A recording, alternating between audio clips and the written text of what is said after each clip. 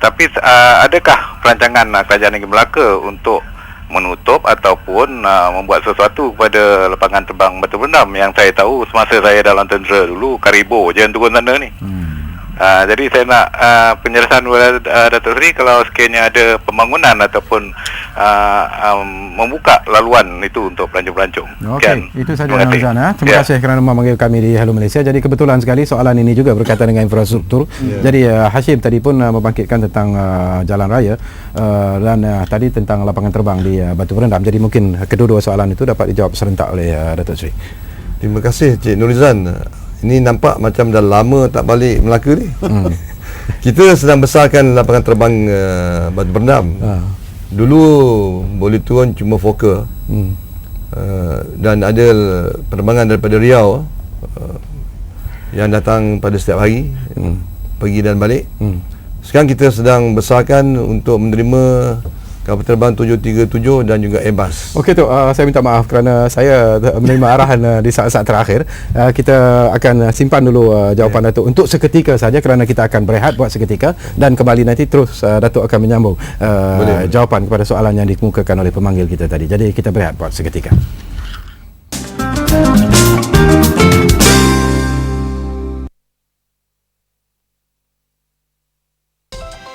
Untuk sebarang dandanan rambut impian anda, Treasure dapat memenuhinya. Treasure O2 Shield mengoksigenkan dan melindungi rambut anda daripada pencemaran. Untuk menggayakan rambut anda, Treasure mencantikkan rambut anda. For the first time, Biz at Bernama will bring you stock news in real time from Bursa Malaysia to markets across the region and overseas on Wall Street.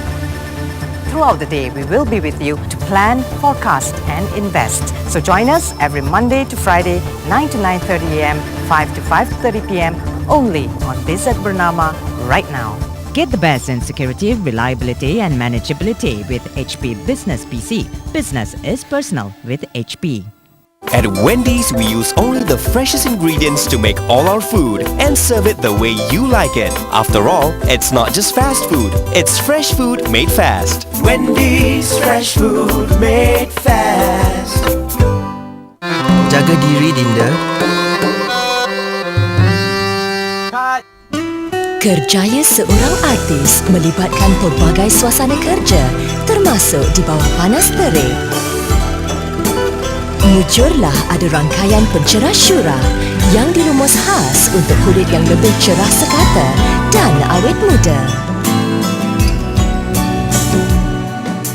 Syurah, yakin dan suci.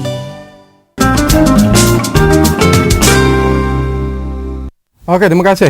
Kita masih lagi berada di Hello Malaysia dan kita masih lagi bersama dengan tetamu istimewa yang kita jemput ke studio Hello Malaysia hari ini, iaitu Yang Amat Berhormat Ketua Menteri Melaka, Datuk Seri Muhammad Ali Rastam, dan saya masih lagi ditemani oleh rakan setugas Dahlan, dan kita masih lagi membuka talian 0320504585. Hubungilah kami untuk bercakap apa saja bersama dengan Yang Amat Berhormat. Tadi minta maaf Yang Amat Berhormat tersekat tadi soalan ataupun jawapan Datuk Seri, jadi mungkin Datuk Seri dapat teruskan jawapan tadi berkaitan dengan soalan yang dikemukakan oleh pemanggil. Ini lapangan terbang Batu Berendam insya-Allah akan siap pada bulan Disember ini.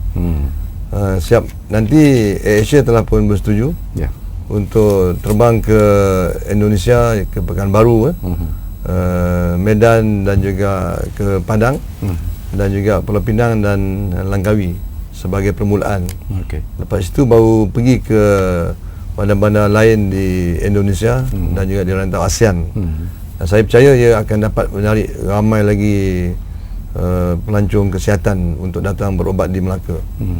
Isu yang kita hadapi sekarang adalah untuk extend lagi 400 meter landasan bagi membolehkan 737 turun dengan full load, artinya penumpang penuh, baggage pun penuh. Sekarang ni Kementerian cuma luluskan half load capacity. Landasan tu katanya dulu tak cukup duit lah, bagi 130 juta. Kita cuma minta lagi 40 juta saja. Begitu juga Airbus. Asia kata kalau tak boleh full load, saya kena kurangkan penumpang 30 orang. Mana macam nak untung kan? Nak kurangkan kargo, mana nak untung? Kalau bawa beg, nak bawa 5 beg dah tak boleh. Orang nak shopping ni. Jadi Asia telah minta supaya tambah lagi 400 meter dan saya telah minta kepada Kementerian Pangangkutan. EPU pula kata dia tengah timbangkan ceiling. Kementerian Kewangan kata setuju. Saya jumpa Tan Sri Noh, dia setuju. Pak Lah setuju. Tapi yang tahannya EPU. Jadi itulah saya lihat kadang-kadang cara kita buat kerja kan tak smart lah. Kalau kita nak buat satu-satu pembangunan, kita mesti buat sampai benda tu complete kan. Jadi boleh guna 100%. Barulah untung. Sekarang kita dah belanja 131 juta, 40 juta tak nak belanja, kapal terbang pula tak nak turun. Jadi apa nak jadi kepada airport kita kan? Jadi kerana itu perancang-perancang di EPU, saya fikir dia tak lihat kapal terbang punya masalah kan. Jadi apa salah tambah lagi 40 juta kan? Kalau tak nak bagi terus, Kerajaan Negeri Melaka bersanggup pinjam. Jadi sekarang kita sedang tunggulah. Cara buat keputusan begini menyebabkan sukar negara kita ni nak jadi negeri maju. Kita buat halfway. Jadi saya pun komplain juga kat EPU nak tunggu ceiling. Pasal kuasa ceiling kat EPU. Saya tanya Tan Sri Noh, dia kata kalau EPU setuju, saya setuju. Saya kata ini siapa kuasa kuat ni? Kementerian Kewangan ke EPU? Mana ada sekatan Datuk Seri ya. Baik Datuk Seri, kita nak berpindah kepada topik yang kita nanti-nantikan di minit-minit terakhir kita. Cuma satu perkara yang kita lihat, Datuk Seri merupakan tokoh yang paling awal menyatakan kesediaan untuk bertanding jawatan timbalan Presiden bersama-sama dengan Datuk Seri Zahid masa itu. Dan kemudian ada pula ketika ini kononnya petang tadi timbul isu dan Datuk Seri pun dah jawab dalam sidang akhbar bahawa timbul soal mendesak Datuk Seri supaya tarik diri dan sebagainya. Apakah sebenarnya permainan yang dilihat boleh mengganggu gugat perjalanan pencalonan? Boleh Datuk Seri jelaskan? Ada desas-desus lah mengatakan saya diminta menaik diri ataupun akan menaik diri. Saya telah pun menjawab tadilah bahawa tak timbul menaik diri kerana saya pun dah tawarkan diri untuk jawatan timbalan Presiden UMNO dan ini bukan main-main kan.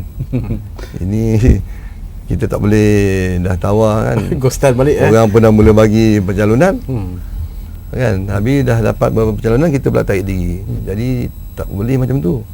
Kerana itu tak timbul tarik diri dan saya harap bahagian-bahagian jelas dan saya harap mereka akan memberi saya pencalonan yang cukup lah, kerana ada kota. Dulu ramai kata tak nak kota kan. Jadi sekarang ni ada pula kota. Jadi kita anggap macam tak ada kota lah. Tapi soal-soal kota ni mungkin ada pihak yang bersetuju, ada pihak yang tak bersetuju sebenarnya bila kita bercakap tentang soal kota ini. Tetapi apapun sebelum kita bercakap tentang soal itu, kita layan dulu panggilan ini. Jadi mungkin ada soalan-soalan yang menarik untuk Datuk Seri. Jadi hello, siapa di sana? Hello. Ya. Silakan. Datuk Seri Wan Fazil ya? Ya, Assalamualaikum. Apa khabar Datuk Seri? Lama tak dengar suara. Ya. Lama dah sahabat saya tak dengar. Baik. Ya, silakan Datuk Seri. Ya. Assalamualaikum Datuk Seri. Waalaikumsalam Datuk. Lama baik. tak dengar. Baik. Saya inilah macam Datuk kata tadi. Selepas pilihan raya 8 Mac yang baru-baru ni, satu kejutan lah kan. Di mana perkara itu berlaku. Ya. Jadi yang sedih tu seolah-olah barisan BN ni semua jadi lemah. Dia jadi lemah. Itu yang peliknya, menang tapi jadi lemah. Dan pihak lawan nampak menjadi kuat, lantang bersuara. Yang saya sedih pakatan dalam BN sendiri yang tuduh menuduh. Dan yang paling lantang sekali ialah gerakan begitu lantang dan mengatakan bahawa satu daripada puncanya ialah UMNO yang menyebabkan gerakan kalah. Jadi pada pandangan saya lah,